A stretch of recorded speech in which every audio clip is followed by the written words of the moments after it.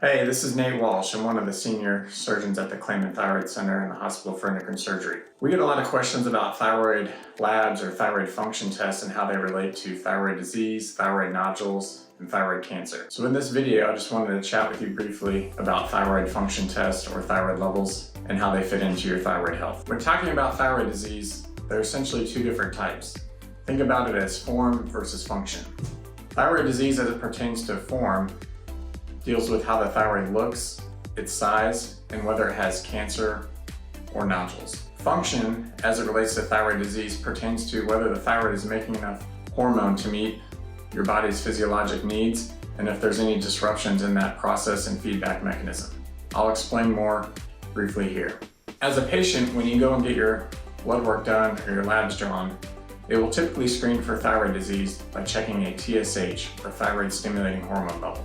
The reason they do this is, if your TSH level is normal, it is unlikely you have clinically significant thyroid disease, but not impossible. For a more in-depth look at how your thyroid is functioning, your doctor needs to draw labs that not only measure the TSH, but also the free T4 and free T3 levels.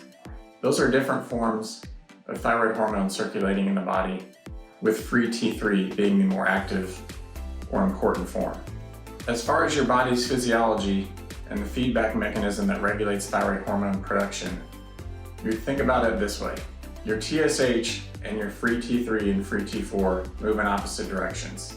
So when your body has enough or too much free T3 or free T4 or thyroid hormone, your TSH level goes down because you do not need any more.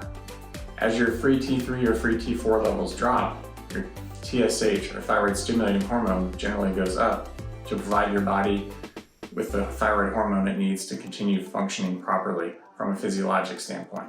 When this feedback mechanism is disrupted or thrown off by thyroid disease, you can see symptoms develop from a clinical standpoint. The two main types of functional thyroid disease are hyperthyroidism and hypothyroidism, with hypothyroidism being much more common. When a patient has hypothyroidism, or an underactive thyroid, they end up having a high TSH, or thyroid stimulating hormone, because they do not have enough free T3 and or free T4 to meet their body's physiologic needs.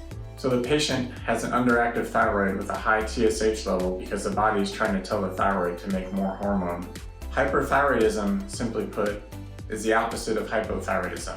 This is a scenario where the thyroid is overactive. In this case, the thyroid stimulating hormone is low or undetectable, and the levels of free T3 and or free T4 are elevated.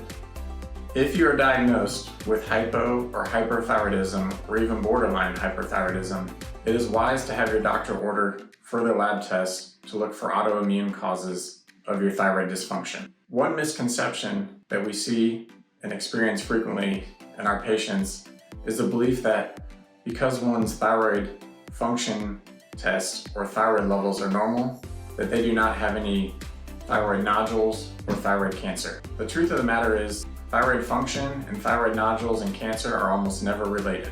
There is a unique clinical scenario where this is the case, but for the vast majority of patients, having normal thyroid levels does not tell you anything about whether you have thyroid nodules, an enlarged thyroid or goiter, or thyroid cancer. There is a rare type of thyroid cancer that can be detected with some simple blood tests, but this is done infrequently as the cancer is very rare.